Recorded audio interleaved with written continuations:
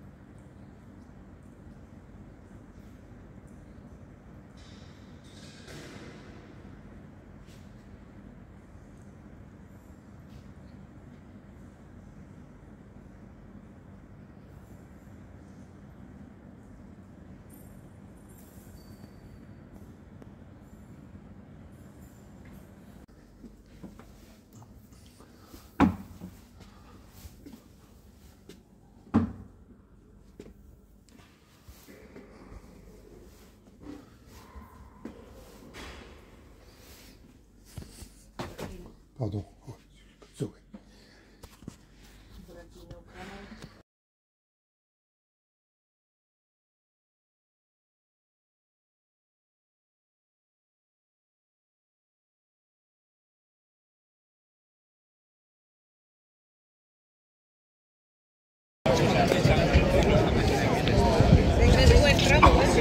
Hay que hacer descanso. Sí, bueno, igual. Hasta luego. Bien.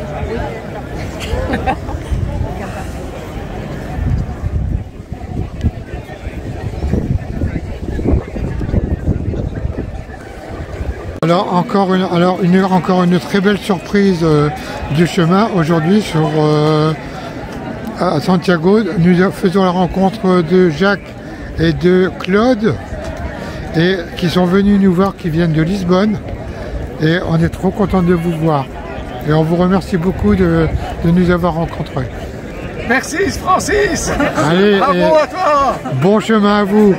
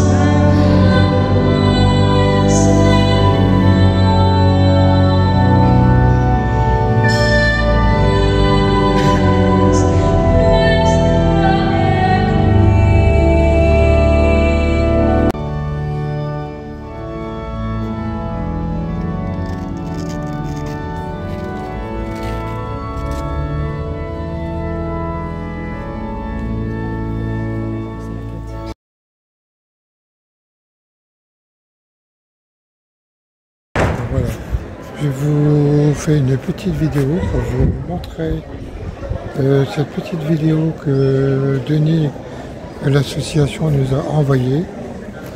Ça concerne les enfants il va y avoir un nouveau essai clinique pour les enfants. Donc c'est pour vous montrer un peu à quoi servent les dents.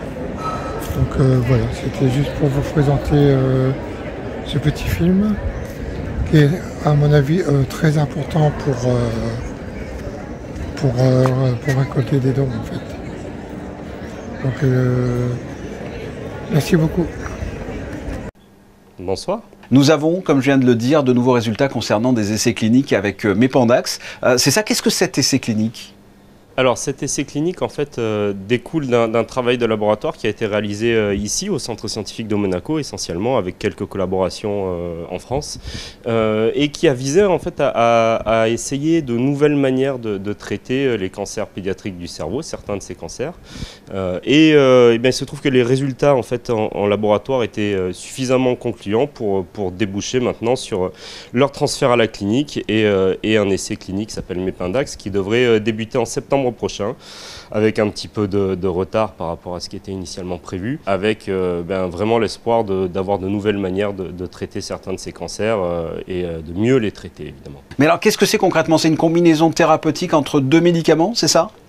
Absolument, c'est une combinaison thérapeutique entre un médicament, une chimiothérapie qui est utilisée déjà actuellement pour traiter ces cancers, qui est dérivé en fait d'un traitement adulte, et puis un autre traitement, alors là pour le coup qui n'a jamais été utilisé dans ces conditions, dans les cancers pédiatriques du cerveau, et c'est vraiment effectivement cette combinaison et la manière de l'administrer en mode métronomique, c'est-à-dire avec un schéma temporel particulier, qui est une nouvelle manière de traiter ces cancers.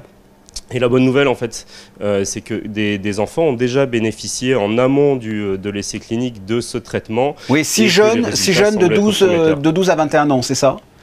Absolument, ouais. Absolument, qui en fait, avaient épuisé malheureusement toutes les lignes thérapeutiques disponibles pour essayer de traiter leur pathologie et qui se sont vus en fait, prescrire ces médicaments sous la responsabilité évidemment des oncologues pédiatres qui les suivent, de manière compassionnelle, c'est-à-dire en dehors d'une autorisation de mise sur le marché, une prescription hors AMM, comme on appelle, oui. Et en traitement dit compassionnel, c'est-à-dire en dernière chance un petit peu. Et quels ont été les résultats concrètement ? Alors les résultats sont très encourageants. Il faut savoir qu'on a affaire malheureusement à des cas un petit peu désespérés, hein, comme je le disais, qui sont en échec thérapeutique. Et bien certains de ces jeunes patients répondent très favorablement au traitement et donnent des signes d'amélioration de qualité de vie, parce que c'est important évidemment. Et puis aussi des réponses avec certaines tumeurs qui ont régressé. D'accord. Et pour ces jeunes, c'est une prise orale de ce médicament combiné. On n'est plus obligé, je crois, d'être à l'hôpital. C'est plus simple. Tout à fait, c'est l'un des avantages, et puis je parlais à l'instant de qualité de vie, c'est l'un des avantages de ces traitements qui sont des prises orales et donc qui ne nécessitent pas d'hospitalisation, contrairement à des médicaments qui s'administrent en intraveineuse ou ce genre de choses.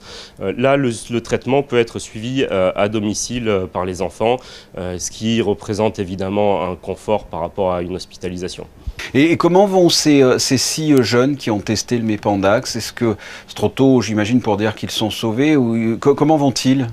Alors malheureusement, comme je disais, tous ces enfants avaient déjà subi de très lourds traitements, étaient déjà au moins en 3e ligne de thérapie, c'est-à-dire avaient suivi 3 protocoles précédents.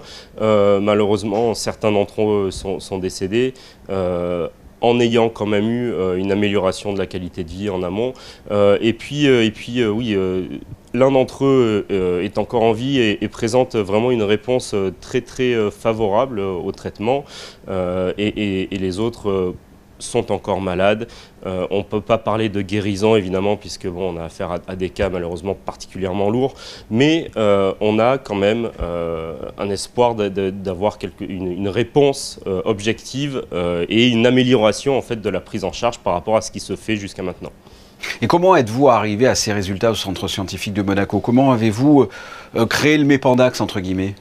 D'une part, pour la partie qu'on appelle préclinique qui s'est passée ici au laboratoire, au centre scientifique, on est parti de ce qu'on savait faire précédemment sur les cancers adultes. Le laboratoire avait une très grande expérience dans les traitements anti-angiogéniques et puis on a appliqué ces traitements au cancer pédiatrique. Et la petite chose en plus, c'est qu'effectivement, on a combiné ce traitement dit anti-angiogénique, donc qui vise à empêcher la vascularisation des tumeurs pour les étouffer, entre guillemets. On a combiné ça à une chimiothérapie de référence. Et en fait, c'est vraiment la combinaison des deux et le mode d'administration métronomique qui a donné des résultats vraiment intéressants. Pour finir, j'imagine que quand vous avez vu que vous obteniez des résultats, vous avez eu une pensée pour Denis Macariot, le président de la Fondation Flavien, qui finance notamment le CSM, et son fils Flavien, qui n'est plus là pour voir ses avancées. Et effectivement, tout ce travail en fait, est d'abord issu de l'interaction entre le centre scientifique et la Fondation Flavien, puisque l'impulsion initiale pour que les scientifiques, les chercheurs que nous sommes se dirigent vers les cancers pédiatriques a été donnée par Denis Macariot, par la Fondation Flavien, et évidemment un soutien énorme au fil des ans, d'une part au laboratoire et puis maintenant sur cet essai clinique à venir, puisque l'essai clinique a été financé par un consortium assez inédit qui implique des institutions monégasques et françaises, pour les citer le gouvernement princier qui a mis la main à la poche entre guillemets pour financer cet essai en partenariat avec la région Sud en France, et puis aussi des associations, des privés, évidemment, la première de toutes, la Fondation Flavien, mais aussi d'autres donateurs divers et variés qu'on ne peut pas mentionner tous ici, mais qui ont vraiment propulsé cet essai clinique et qui permettent d'apporter l'espoir, encore une fois, d'avoir un nouveau traitement efficace et qui garantit la meilleure qualité de vie possible aux jeunes patients concernés. Oui, la suite, donc, un essai Mépandax sur 36 jeunes sur une période de 3 ans. Vincent Picot, merci d'avoir répondu à mes questions. Merci à vous, bonne soirée. Vous allez voir, il va dire « Hey, encore ton temps ».